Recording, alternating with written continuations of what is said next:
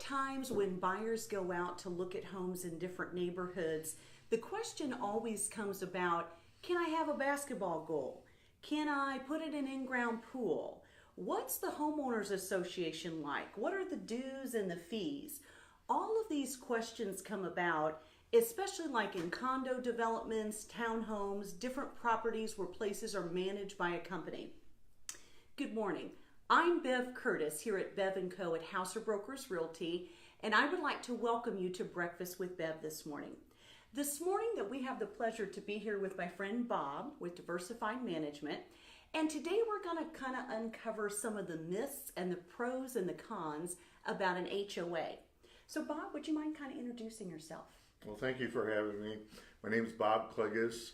I'm with Diversified Management. I'm the VP of Operations, and I assist with the management here locally, and then we also have a parent company in St. Louis called Community Property Management. And again, thank you for having me. Well, we appreciate you joining in because this is a topic that we want to have covered for quite some time because, like I said, it comes up in all facets, from the real estate side, the buyer side, the seller side, title company gets involved, all sorts of things as far as the moving parts when there's a transaction that happens. So kind of explain to us, if you wouldn't mind, Bob, with your knowledge and expertise, what is the actual design of an HOA? What does that look like?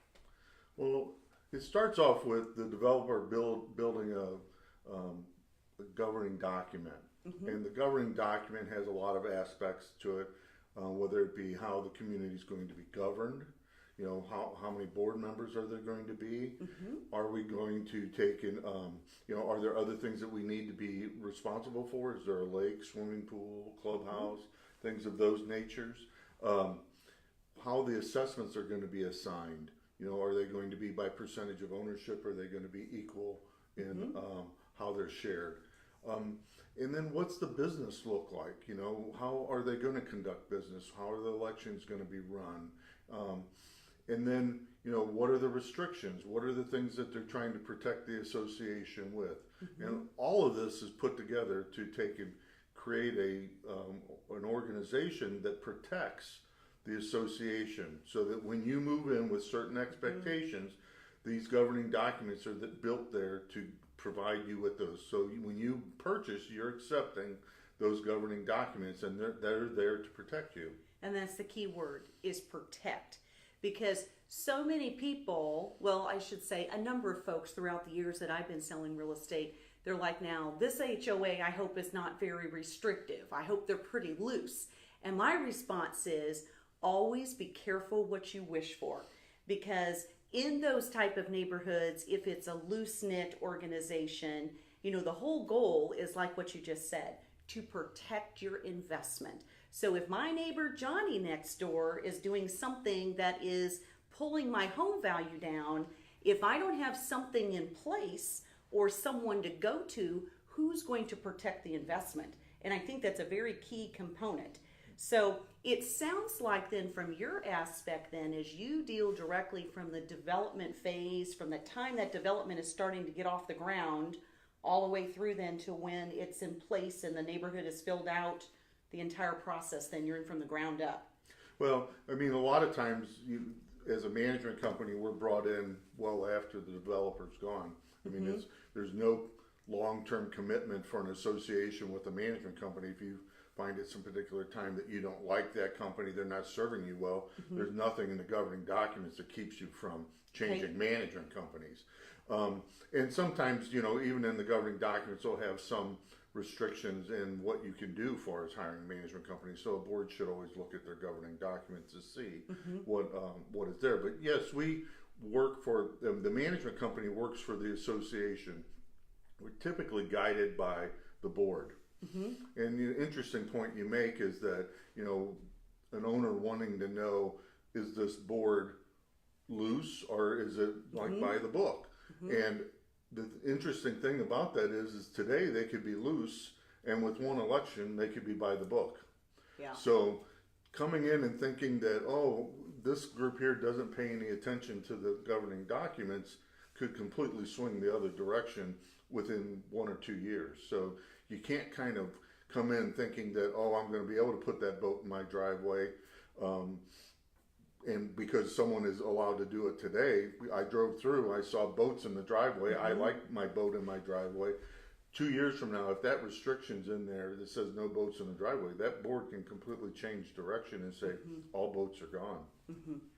Well, and that's why I think it's imperative for folks to look at the covenants and restrictions right up front in their inspection period, so that if they have a question, can I put in a fence? Can I put in a pool? Can I put in a basketball goal? Can I have a trampoline in my backyard? I mean, all of those lifestyle questions that people ask, they need to basically find that out right up front, and just know that if the neighborhood is loose at the time, that it could definitely change for sure. So let's say, Bob, that I am a homeowner and I'm in a neighborhood to where it was pretty tight, and and the association did their due diligence in keeping all the things out of the way, basketball goals, boats, sheds in your backyard and all of that. And then all of a sudden, my neighbor Johnny decides he's going to put up a shed in the backyard, and I look at the covenants and restrictions and they say, you can't have a shed in the backyard. And if you did have something, it would definitely have to be passed by an architectural control. What happens if someone just takes upon themselves to do this permanent structure and it's not allowed? What right would I have as his neighbor to say, you have to take that down? It's like, what do you do in that case? Well, as an owner, you really don't have a right to say take it down, but the association has that right. So you would bring that to the attention of your board, that something's being built without, well, in your mind, maybe built without architectural approval.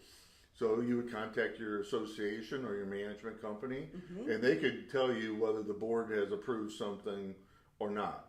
So if they had approved it, then there's probably not much you can do other than bring it to the board's attention that you're not satisfied with what they approved, and especially if you find in the governing documents that that was something that isn't approved, because sometimes it's kind of a scenario where the board has some authority to make decisions where things can be approved, and then there's other times it says clearly that something can't happen.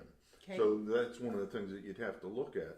And then from there, the board would, if it was, let's just say that it was an infraction, the board would put that owner on notice that they're doing something that's in violation of the covenants, and take the steps that maybe the covenants would provide, in the sense of that you either have to provide architectural request for this particular thing, or that it's completely not allowed and that they have to remove it. How do you enforce that? I know, that's the to me, difficult that's the part. tricky part, is once something's there and somebody plants their feet. Well, and I think that that's one of the important parts from an owner's standpoint, is to get that information to their board or their management company very early in the process. Sure. You start seeing them build something, let your management company know, because it's a lot easier to stop it when it's in 2x4s than when they pour concrete and they've has a roof on it. It has a roof on it, and they've invested $5,000 in getting it done. Once it's done, the only thing that you really can do is go to the courts. Okay. And that becomes a sticky situation too, because now there's legal expenses that go with this particular process. And if you're a small community, the cost per unit could be very high. If you're in a large community, the cost per unit could be kind of low. Not that it would charge them, but you could just see that if it was $5,000 to sue somebody because of something like this, if you have 500 units in the community, it's not as big of a task as if it was a 20-unit community. Right. But it is a huge problem. It takes a lot of time. Can be a very, very costly process. I'm sure you see just about a little bit of everything. I'm sure when your phone rings, you have no idea who's on the other side of the phone, who's for or against having a management company. I mean, can you share any of your insights with that, as far as kind of the day-to-day things that comes through, as far as that you have to field and navigate through? I think the most amusing request I've had is with a condominium asking for colder water. So colder water. Colder water. The water was too warm coming out of the cold water faucet. Okay, I don't think I've ever heard of that one before. Well, I said it was the most amusing one I've had, but Wow. Okay. but from there, it's just a lot of times it's people not knowing what they don't know. Sure. And so they're calling, and quite often as a management company, you're the messenger. Right. And You've got a board and other layers that are above you, and you're not kind of the end-all person. I know, and it's really a challenge sometimes because they get mad at us for telling them that they can't have something, and more often it's we're the bearer of bad news, and that's right. in part why, like you were saying earlier, they look at the management company and or the board sometimes as being the enemy, and it's just that we're trying to live up to the standards that were set up in the very, very beginning. And that's why looking at those documents in the very beginning is so important, that you can look at that and say, I can live with that. Right. Those are things that are important to me, and I can live with it, because someday down the road, you're either going to want them to help you, or you're going to be kind of upset that it's limiting you. That's exactly right. And it's a bittersweet, because you can't have it both ways, because sometimes you're exactly right. You want that person to stick up for you, and on the other side, you want them to be lenient and let you slide, and that's just not how it's designed. I mean, it's pretty cut and dried, and so that's where, once again, I know we're repeating ourselves here, but it is so imperative to look at the covenants and restrictions, and especially in condominium developments. I know we represent a condo development, and we're involved in the sales of others, and things do happen to where the seller thinks that, okay, I need to get something sold. There's an issue. There could be some delay. It's just, that's all part of that type of configuration of what you're buying into. And I think especially from like a townhome or condo complex, when you are under roof with multiple units, you are not the end all say so person when it comes to a repair or something that affects that whole structure. And I know that we have several situations we're dealing with right now, and trying to explain that, and that's kind of a love-hate thing too, because if you do have a major problem, it's great when it gets shared amongst 24 or 25 homeowners that's under that roof. But if it's something that your unit is having an issue and the others may not, and you want an instant fix, the timeline doesn't work maybe as quickly as if you were a single family owner. Would you not agree? Absolutely. We see that where, when you buy a home, you have it inspected. That's right. So the inspector looks at the home and says, well, the roof is getting old and there's some wear on it, and maybe you should ask the seller to put a new roof on there for you. And they'll bring that information to us as the management company of a condominium. But that new roof is now the board's responsibility, not that particular owner's. So you will have times where the things that you're wanting are not really grantable, or it has to go within the process. A new piece of siding needs to be installed. Maybe one piece can be put on, but a whole section probably isn't. And maybe you might find that the building's getting painted on a 5-year schedule, and you're 2 years away from being painted at that particular point. So there are a lot of times that we're communicating that there's a process involved. In condos is where you see that most frequently. I could see you pulling your hair out on some of those for sure. Because you've got multiple people under one roof that you're trying to appease, and like you said, everything's on schedules, time frames, and it may not be to the time frame of that person's expectations. And that's where I think when you are purchasing a piece of property, it's very critical to understand what you're buying into, so to speak. And so that's where single family is completely different than multifamily, condo, townhome, just all of those type of entities. So is there any other advice or suggestions, Bob, that you could give an individual when they're looking to purchase a piece of property to kind of think about from an HOA standpoint that comes to mind? Well, I think that the number one thing that you have to look at is the governing documents, and look at the restrictions part is predominantly the most important part, because you are committing, when you buy that home, you're committing to living within those restrictions. The other part of the thing that you want to look at is what are the amenities of the community. Okay. So if a homeowner association has a monument, and that's about it. So you want to look at in the governing documents also kind of what the community's responsibilities are. Do they own the streets or are they public? You know, things of that nature.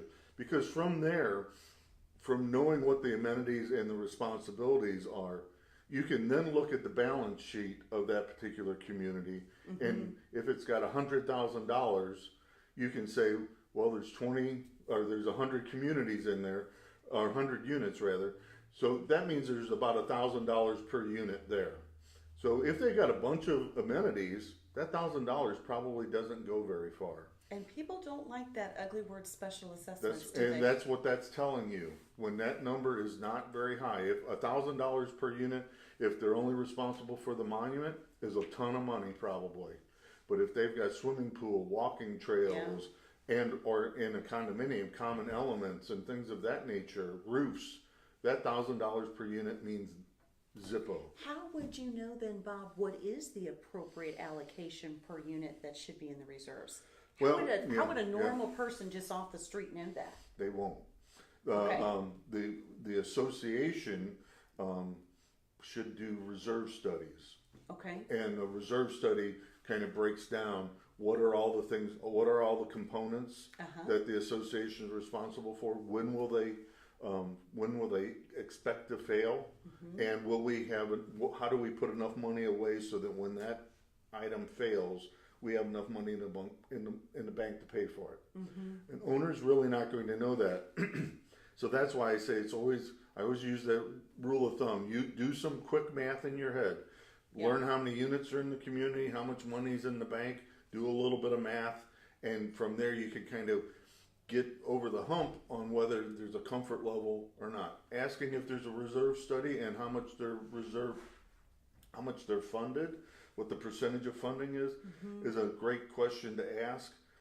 Unfortunately, I'm not so sure you will get a good answer, because I think a lot of times a lot of boards in Missouri have not quite grown to the knowledge base to recognize the importance of the reserve studies. So I think just for myself, if I was telling my sister what to go look for, I would suggest go look at that, do that quick math, and if it seems like a reasonable amount of number, if you were in a single family home, you might say $5,000 in the bank is enough to cover things that might wear out. Sure. But if you think that that isn't enough, then you might have in your mind, I'd rather have $10,000 in the bank. So then if that math is kind of meeting what you think is an expectation, then you can kind of march forward knowing whether that special assessment could be lurking out there somewhere.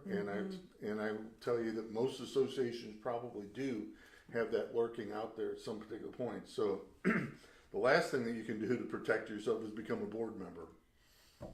You know, if you do buy into an association, don't be afraid about being a board member. Because it would probably be very eye-opening. Yeah, I think that it's one of the best ways to protect your investment, whether through restrictions, being fair.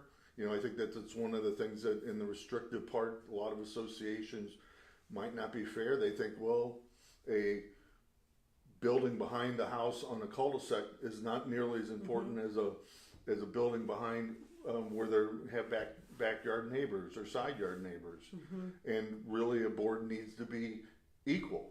If you have 100 units in the community and you approve something, you really should be in a position to approve that 100 times. Sure. For every neighbor, so that you're being fair across the board. What would you say is a common board number? Like, how many people would typically serve on a board? Is there any kind of rule of thumb on that? Just out of curiosity? Every governing document is different, but I think you'll see between 3 and 5 as 3 and 5. That sounds being the pretty much norm. what I've kind of expected. Well, and talking about the special reserves and what they have, held in funding, I'm sure too here in mid-Missouri we're kind of immune to a lot of major catastrophes and things. Probably the biggies I would think that would be in our area would be like major hailstorms, wind damage, unexpected things like that could, definitely do some damage. But, typically we're not into flooding and, all these other type of things that could be really big deals. So, but very good information. But wind and hail is becoming a huge thing I bet. From an insurance standpoint. And we're finding a lot of associations and their premiums are going up because of it, because of the exposure. and then also they're changing the way the deductibles are being set up, where they used to be $1,000, $5,000, $10,000 deductibles. Now they're like 1% of the building value. So you can have, wow, in a particular community, you can have $100,000 deductible now today.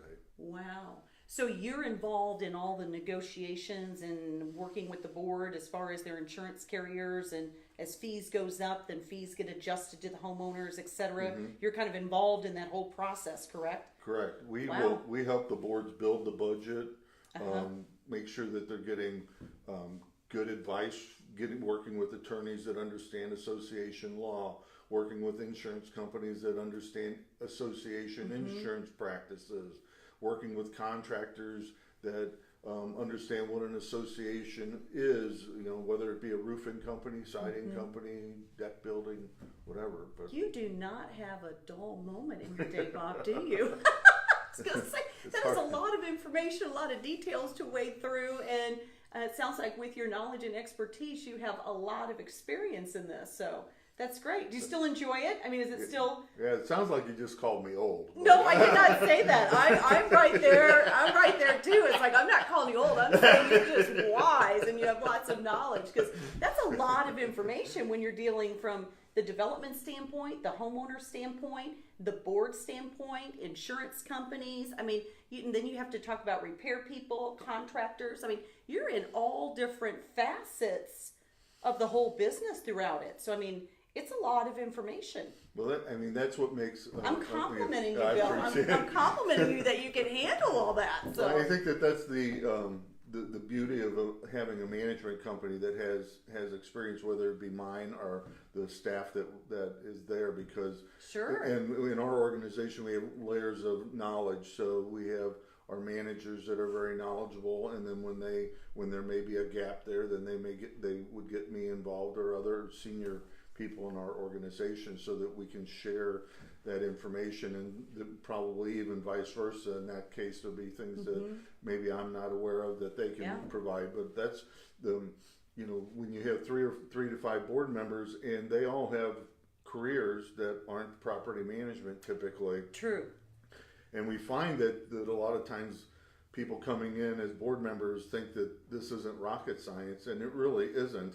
But it is kind of being a jack of all trades. Sounds pretty tedious. And trying to be able to understand and read proposals and kind of know when someone's blowing smoke and when someone's giving you good information. Right. Well, and I think we just kind of nailed the value. Here's the real value, what Bob was just talking about as far as an HOA. So when someone talks about the cons as far as an HOA, there are far more, in my opinion, the pros, the value system of what you have to offer, and just your knowledge and expertise that you bring to the table.